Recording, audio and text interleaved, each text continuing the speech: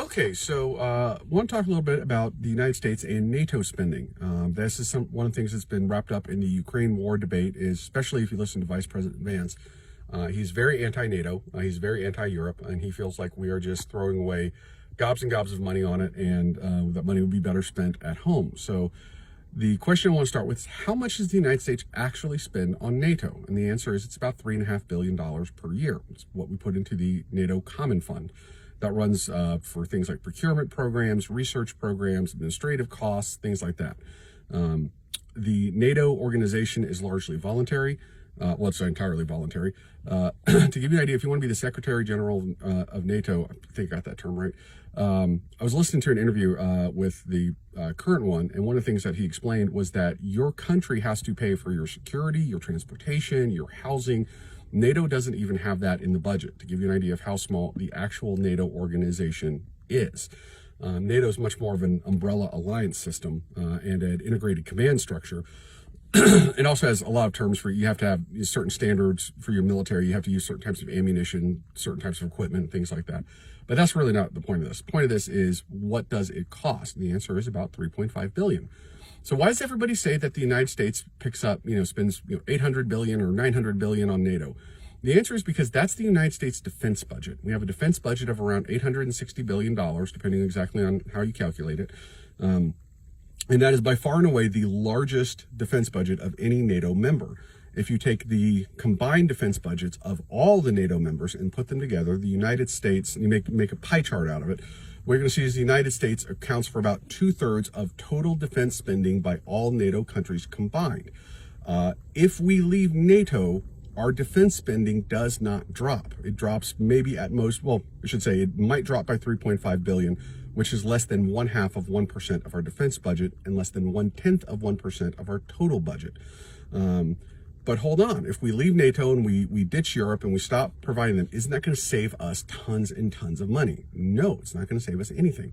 The reason why is because we will then spend that same amount of money, because that is the amount of money that Congress has allocated for our defense budget. It will just be spent somewhere else and on something else, but it will still be spent. Now, there's an argument to be made that, well, okay, maybe there's better ways to spend the money, better ways to invest the resources. But to be clear, unless Congress cuts the defense budget, then we will spend the same amount of money. So leaving NATO really does not save us in any way any material amount of money. But let's talk about what it costs us if we do this. Let's say J.D. Vance gets his fever dream and we pull everything we've got out of Europe. I mean, we drop the bases, we drop the air bases, the naval bases, all of it. Wouldn't that certainly save us lots of money? I mean, hey, it's $3.5 billion a year we're not paying to NATO, right? Well, not really, because you may remember during the Obama administration, the Obama administration looked at shutting down some of our bases in Germany and redeploying these troops to new bases in Eastern Europe. And they canceled the decision because the cost of building the new bases was huge. It was many billions of dollars. And the cost of dismantling the pre-existing bases was also in the billions of dollars. We have satellite bases, we have command centers, we have radar installations. And I don't mean like one of these little radars you see on a fishing boat spinning around. I'm talking big, multi-$100 million pieces of equipment, and we have lots of them over there like that. The taking apart and shipping them, even if we send them back to the United States alone, is in the billions, not to mention all the new facilities we would have to build here in the United States to simply house them and have them all home. Even if it was just to put them in storage, we don't have the storage space for it. So the idea that we are going to save a lot of money by pulling out of NATO and or ditching Europe is just, it's just farcical. It's not going to happen. If you are of the belief that we need to save money on defense, then Congress has to cut the defense budget. The Trump administration announced today that they are trying to get the defense budget up to an even $1 trillion.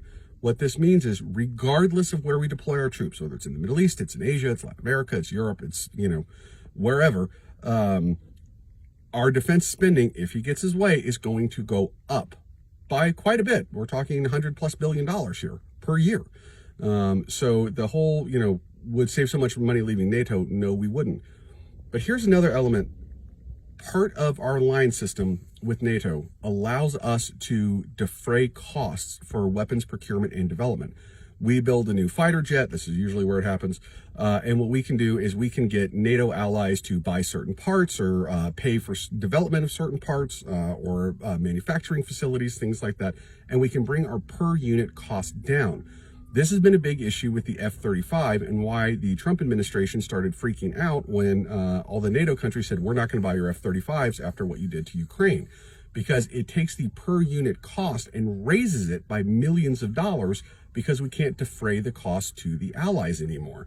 And that's one weapon system, admittedly a very expensive one and one that's definitely going to eat up a lot of it, but it's still one system and we have many, many systems. Not to mention, if we leave NATO, 2/3 of Europe's military procurement comes from the United States. They are going to drop us like hot potatoes. In fact, they're actually trying to drop us right now. And the Trump administration is threatening them like crazy. They're not offering anything, they're threatening, saying, you can't do this, you can't do this. And the Europeans are saying, we saw what you did to Ukraine. We saw the way you turned off the HIMARS. You turned off the targeting systems. We saw that you did it when you knew the Russians were going to launch an offensive in the Kursk region. Yeah, we don't really want to have a lot of American gear anymore. Realize if we pull out of NATO, all that future spending is gone. We're talking over the course of years, literally tens and tens and tens of billions of dollars of foreign purchases of American manufactured goods disappear. Now, right now, we're all talking about tariffs and how we've got to get foreign countries to give us money. This is literally foreign countries trying to give us money. And we would lose all of that. Not to mention, we start running into issues of, okay, we want to go bomb Iran or whatever, where are we going to get our refueling tankers to take off from? Are we going to use Aviano in Italy? Not anymore, not if we're out of NATO. Where are we going to have our ships pulling into port on their way to the Mediterranean? Well, we're out of NATO, so we're probably going to lose some of that. Now, obviously, other deals can be worked out. But we saw that recently when a Norwegian fueling company that had a contract with the United States Navy refused to refuel American ships. So realize that our costs would likely go up at least somewhat, maybe quite a bit. We would lose billions in manufacturing and we would spend billions bringing everything home. And all of that we would give up for saving $3.5 billion per year. Again, if you want the defense budget to go down, call Congress and tell them to cut spending, because unless that happens, doesn't matter whether we're in NATO or not, the spending is not going down. Okay, bye-bye.